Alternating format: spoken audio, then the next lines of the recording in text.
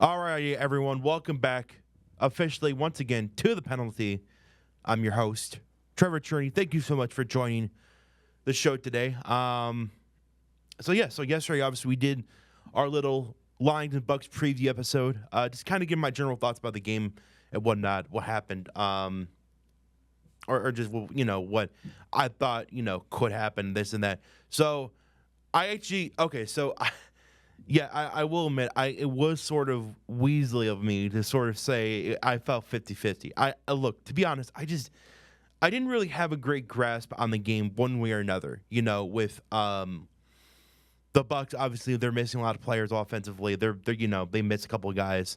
Mike Evans did come back to the game, or he came back to play at first. Then he got hurt mid game. Now he's out for a significant amount of time, which is unfortunate. So it seems that Mike Evans will officially now, for the first time in his career, will not reach 1,000 yards this season. Which, that's a great accomplishment to have as an NFL wide receiver. It's huge. Mike Evans is one of the most consistent players ever in the NFL. So if this is it for Mike Evans. Well, I'm not saying he's going to retire, but just as the consistency of Mike Evans may now start trending downwards, I wouldn't be surprised after this injury. So maybe he comes back to full form next year, but I don't know. And again, he probably will come back this season.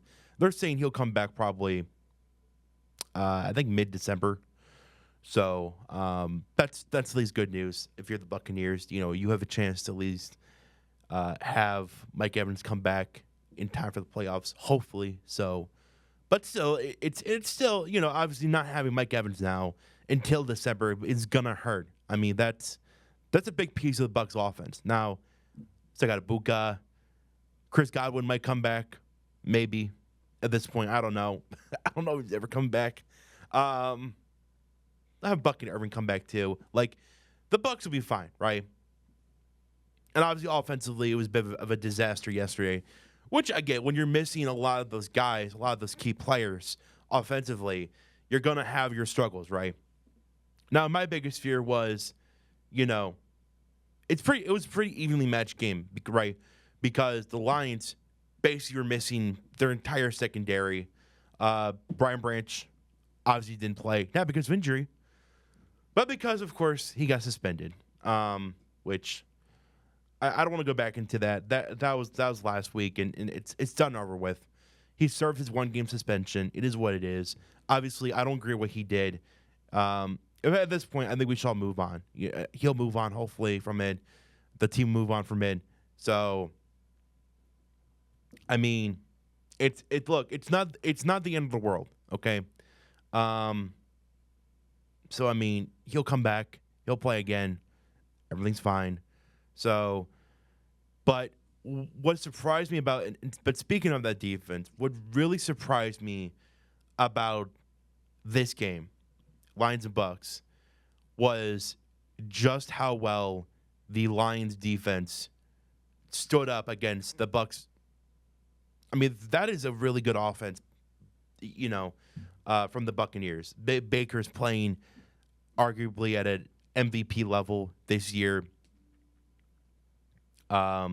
And not just Baker, but there's a ton of other players as well on that offense that is playing well, including Ibuka, again, their star rookie wide receiver.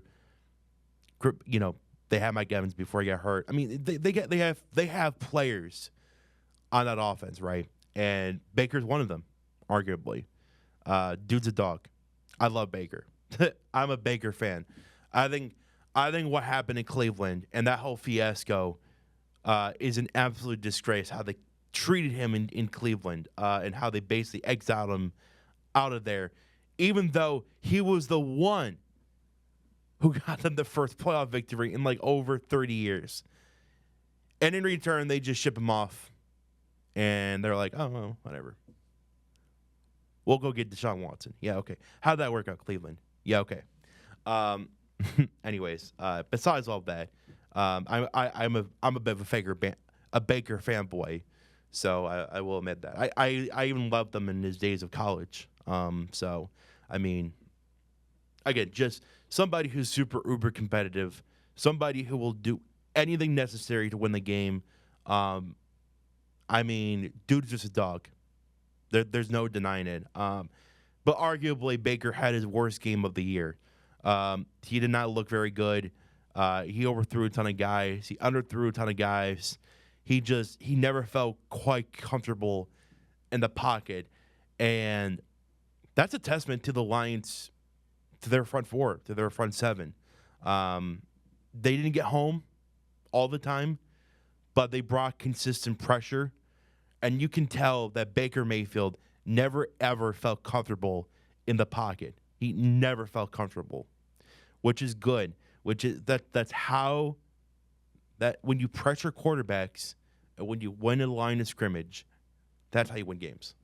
So, and what it just tells me is no matter how banged up our secondary was, and mind you, it was super banged up, and hopefully, we will get guys back. I mean, because now is our bye week and whatnot, so we'll get guys back for the next game, possibly Taron Arnold.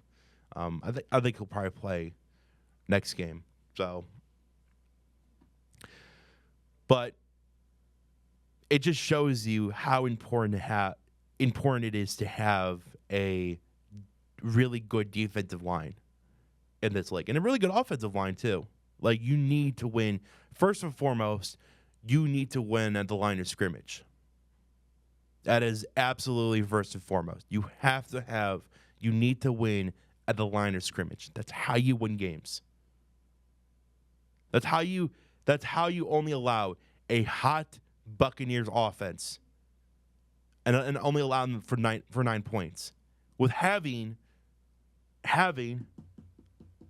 a majority of your players on the secondary out. You got to give massive credit to Calvin Shepard. That is, especially from a young defensive coordinator, it is so impressive what he was able to accomplish with the pieces that he has, because he doesn't have much to work with. A lot of those guys I couldn't even name. And I have watched the NFL for a while. I have seen players come and go, and yet I'm like, who are these guys? Like, even me as a nerd, it's like, and there's an NFL and somebody who constantly watches NFL football. Yeah, I mean, it just sort of it's very impressive what the Lions defense were able to do to that Bucs offense. And on the flip side, look, I would argue the Lions offense didn't really have a great day, but they did just enough to win the game, which is good.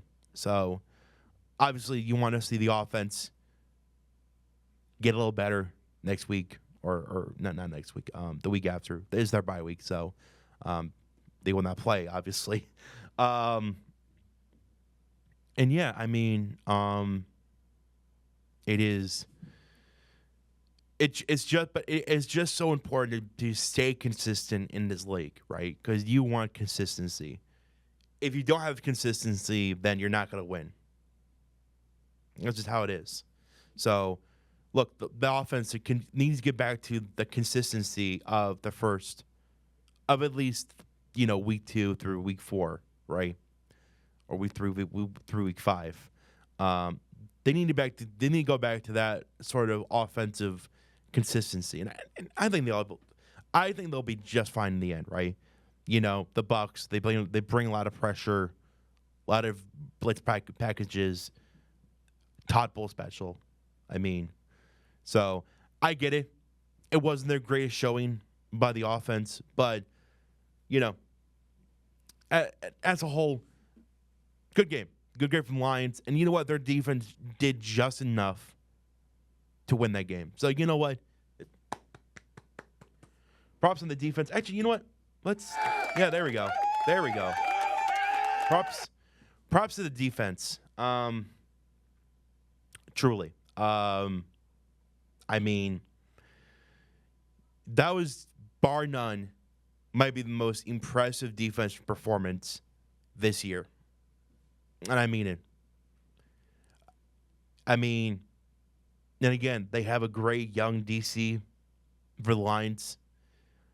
And there could be a possibility. Now, again, I'm not sure how great that possibility is, but there's a possibility that this guy might be up for head coaching consideration for next offseason. So I wouldn't be surprised by that. I mean, already he has shown flashes of being just a great defensive-minded person, somebody who knows how to work with players, somebody who is very prepared, and somebody who is very intelligent, and somebody who knows football. So, yeah, man, I mean, it's just, it's great to see, and it's great to, the Lions are in a good place right now. They're currently 5-2. I believe they're in the tie for first in the NFC. So, because obviously all the rest of the teams on top of the NFC are 5-2 as well. And they just got to keep this going. They got to keep this boat, keep it flowing. They have their bye week. They can get some guys back. Their schedule, besides the Eagles and Packers, the next 5 games are not super incredibly difficult, right? You're facing the Commanders, the Giants in there. I mean, and then you're facing the Eagles and the Packers, obviously, but it's not all that difficult of a schedule, right? I mean, if you drop one, I would prefer if you didn't, but if you drop one, it's not the end of the world. It happens. And like I said, wins and losses happens all the time in this league. You're not going to win every game. You're not going to lose every game. Well, you might, but if you're the New York Jets, you're going to lose every single game. But typically, you're not going to win every game, though, right? There's a lot of wins and losses there, so it happens, right? Like Stephen A. says, it's fluid. It's fluid. The NFL season's fluid. That's what he says. So, anyways, yeah, I don't want to make this into a super short so, but I only really want to talk about the Lions, obviously, and their win over the Bucs. Well, let's get into the World Series, because why not?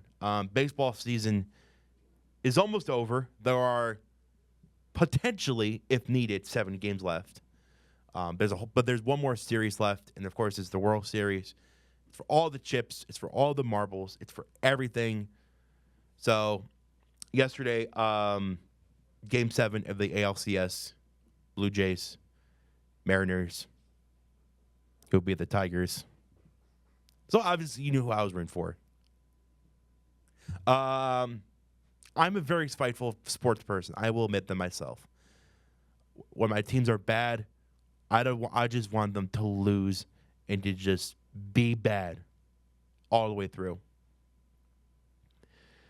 And if they're good, and if they lose to somebody in the playoffs, I want that same team to lose as well. Because again, that's just how I operate. I'm a very spiteful person when it comes to sports, especially. Typically, I'm not a super spiteful person, but typically in sports, yeah, I can be very spiteful. Now,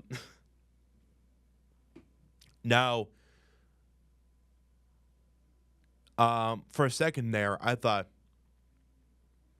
the Mariners have a real chance, a real shot to get in the World Series. Now, they may not win the World Series, right? Because, I mean, let's just face it, the Dodgers are the best team. I mean, and if you don't think that, you don't know baseball. They have the best player on the planet, it's Shohei Ohtani, who is absolutely phenomenal in every way possible. And they're just a really good team. They have so much talent across the board. I would be shocked if the World Series is close.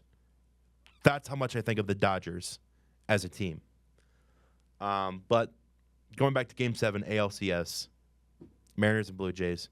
And again, there's a real shot for the Mariners to come out with a win. and to potentially go to the World Series. But of course, in Mariners fashion, bottom of the seventh, 2 guys on base.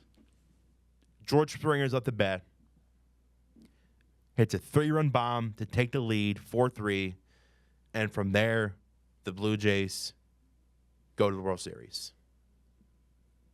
And the Mariners will, like the Tigers, will be at Cancun. Yay.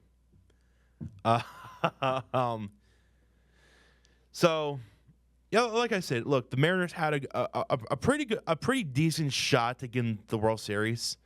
But ultimately, the Blue Jays came on top. I'm not surprised, honestly,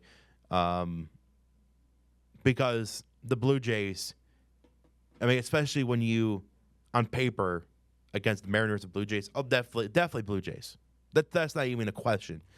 It is most certainly the Blue Jays who are a better team than Mariners. Not to say the Mariners are a bad team, right? The Mariners have talent, right? But they don't have the consistency. They don't have the hitting. They don't have the pitching of the Blue Jays, right? Blue Jays, I mean, they have Vladdy. They got just mentioned George Springer. Bobush has been hurt, but now he'll be back for the World Series, which is good for them. They got a lot of good different pieces on that team. So, like I said, I'm not incredibly shocked that it happened. The Blue Jays are just a better team than the Mariners from top to bottom. Not to say the Mariners are a bad team, but again, I'm not surprised that I'm not surprised or shocked that it happened. So that now the World Series is set is between the Dodgers and the Blue Jays. And if I were to bet on the World Series, I'm gonna be giving every single bit of my money to the Los Angeles Dodgers. So there you go. That's my thoughts. And of course, as the season officially wraps up and whatnot, we'll talk about what happens after the World Series, what's next for the Tigers, what they should do this offseason, what's best, so we'll obviously still continue with football, whatnot. Obviously, this football is going to be going on until February. So, but exciting times are happening. This is just beginning. Anyways, that's it for today's show. Thank you so much for watching. I appreciate it. Please like and subscribe. That would mean the world to me, of course. And I hope you enjoyed watching. Thank you so much. Have a great day.